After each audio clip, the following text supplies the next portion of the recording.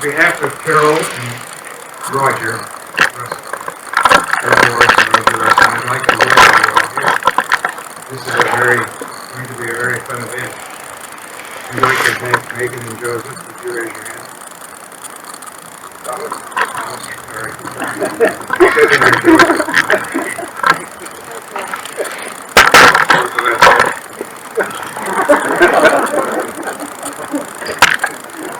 They're the behind-the-scenes planners, okay? So I'd like to thank Rex and Levy Cooper for providing a lovely setting. I'd like to share a story and make some observations. In a land far away, in January, the land was St. George, there was an LDS Widows and Widowers Conference. 2 people went. A lovely lady and a debonair dude. Both were widowed about 2 years. We had an activity there in the cultural hall at the church with 400 of our closest friends. It was called Relatives Around Us. Everyone pulled out their phones, matched up relatives around us. And guess what? Roger and Carol noticed each other's names on the phone and remembered dating in college. They wandered through the crowd trying to find each other, and then they smiled.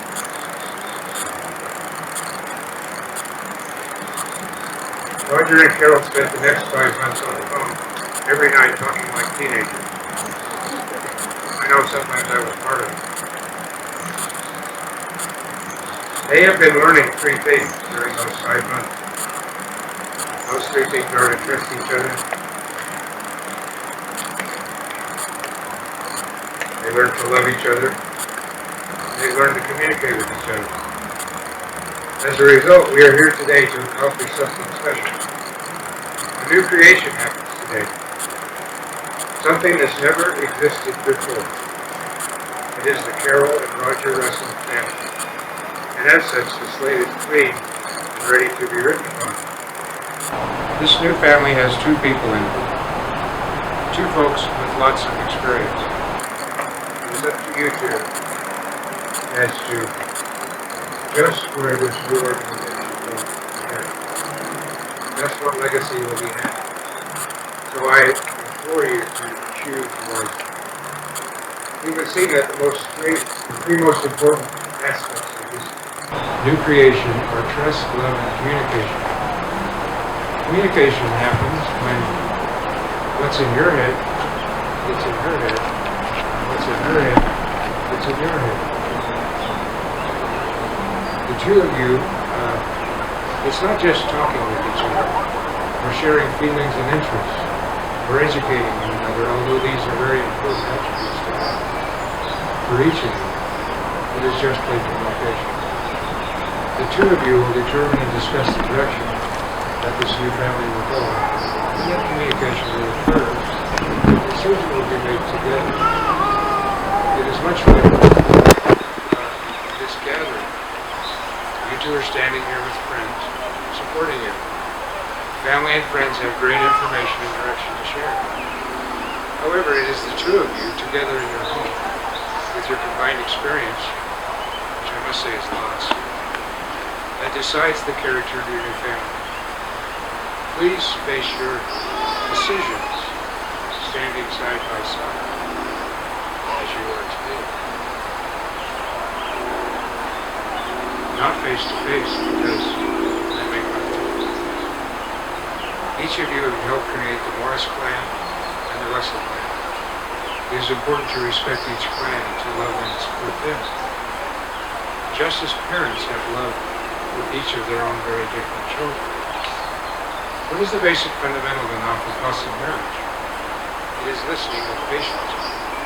Patient listening makes for better trust, love, and communication. To listen patiently more and speak less is a really good idea. Another great thing to do in marriage to promote trust is use the following words and suggestions and invitations come to you. those words are, "That sounds great. I'll get back to you."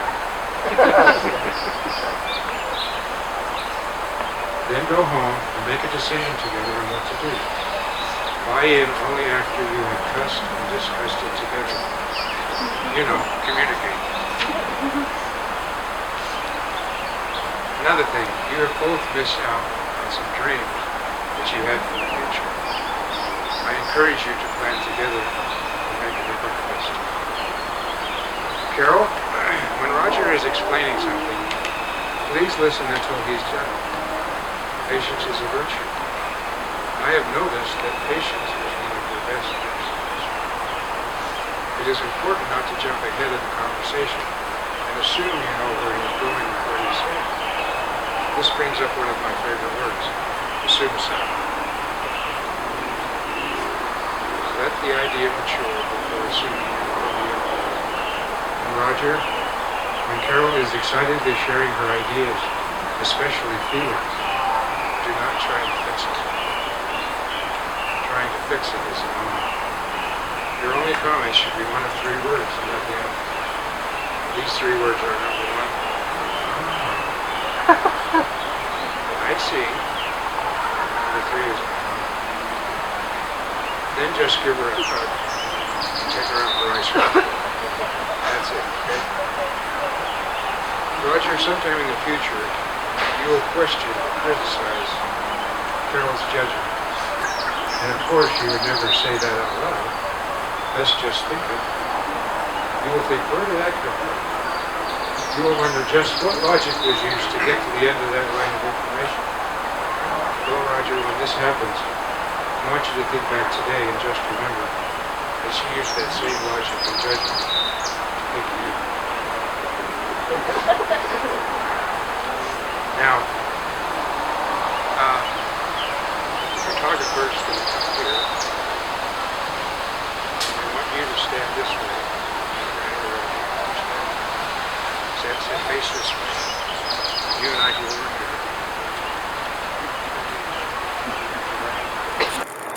You're a good-looking bunch of people out there. You're all cleaned up. Now we're here for the part that we came for, okay?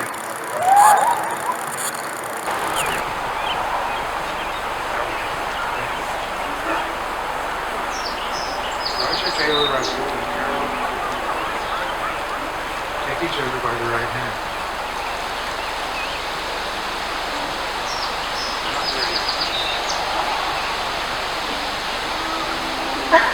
We're not doing rings on this one? Yeah. In case she says no.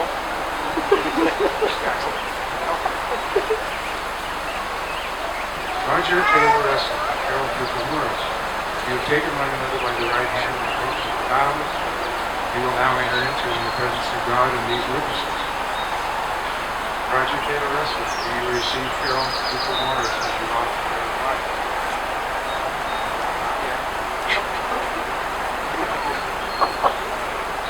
And do you, of your own free will and choice, solemnly promise, as her companion and lawful wedded husband, that you will cleave unto her and none else, that you will observe all the laws, responsibilities, and obligations pertaining to the holy state of matrimony, and that you will love, honor, and cherish her as long as you both shall live?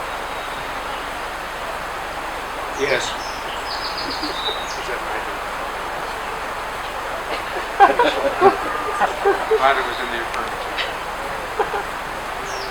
Carol Cooper Morris, you receive Roger Taylor Russell as your lawfully wedded husband, and do you of your own free will and choice solemnly promise as his companion and lawfully wedded wife that you will cleave unto him and none else, that you will observe all the laws and responsibilities and obligations pertaining to the holy state of matrimony, and that you will love, honor, and cherish him as long as you both shall live.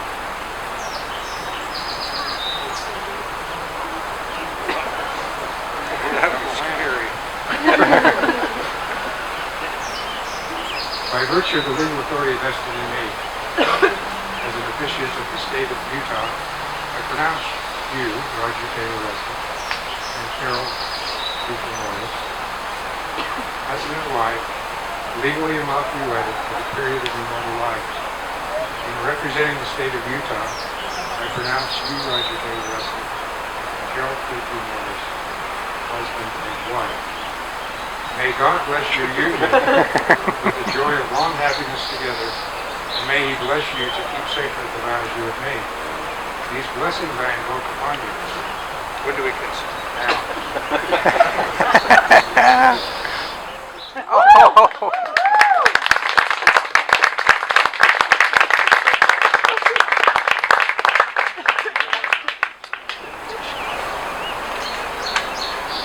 I dropped it. Okay. The ring ceremony is very symbolic in lots of ways for lots of people. And we're going to ask Carol to say something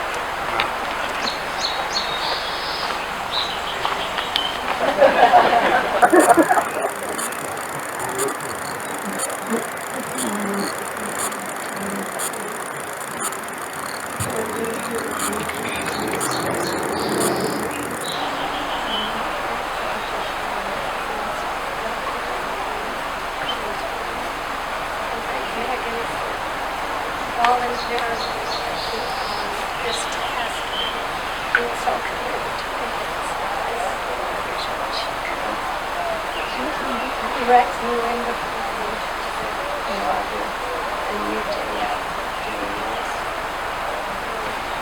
Over the past few weeks, with all the doctor's appointments and tests and procedures, someone said to me that you probably saved Roger's life by insisting that you come in and be checked. And I thought, I saved his life. I saved my life from being blind. Because whenever else comes to this time, I'm sure I'm going to be blind. Those of you who know Roger, there's no such thing as a stranger. And it's been really fun over the past 6 months watching him interact. Most of the time it's been especially the last few weeks with doctors, nurses, and technicians, and patients. Because probably one of the most solemn places there is the clinic, a medical clinic, especially one called and I see people in those clinics laughing and talking and joking because Roger was there. So it kind of reminds me of when Megan was in first grade. Her teacher said first grade was a lot more fun for everybody because they did life is a lot more fun for a lot of people because of Roger's life. And you might think, why at your age?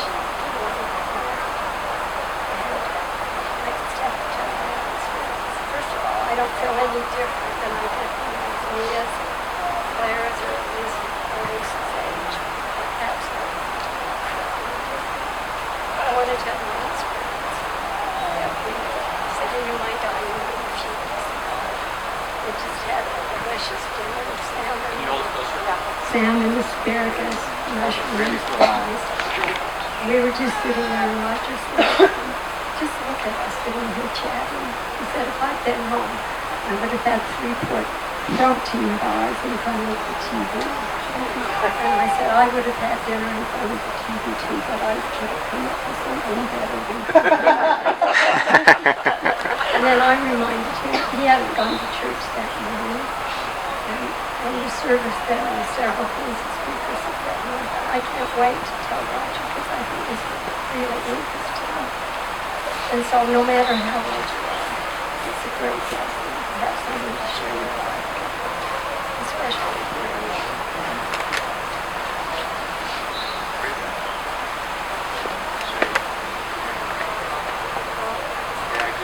I give him his.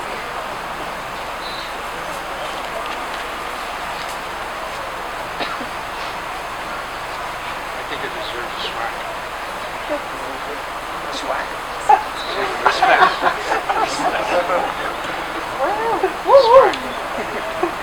Roger, you got the mic.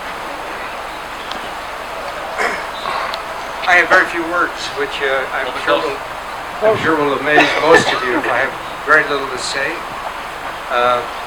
Simply that I'm beyond excited. Never did I anticipate at my age, my 80s, that I would be falling in love again. It has been, it's been very touching. Here, a girlfriend from 1960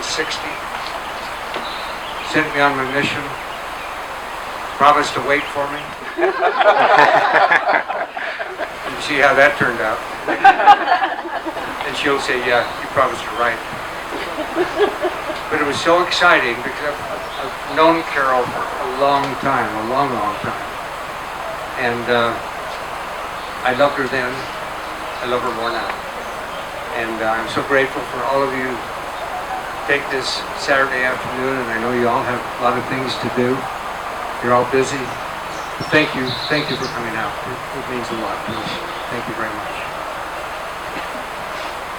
I pledge my love with this ring. And I pledge my love with this ring.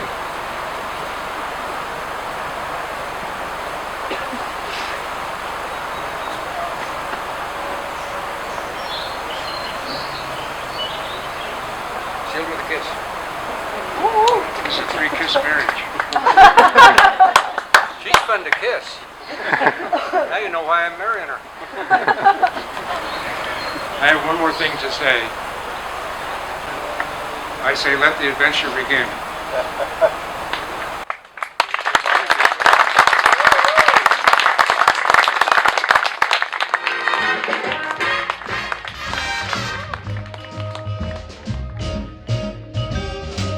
You make me feel so young.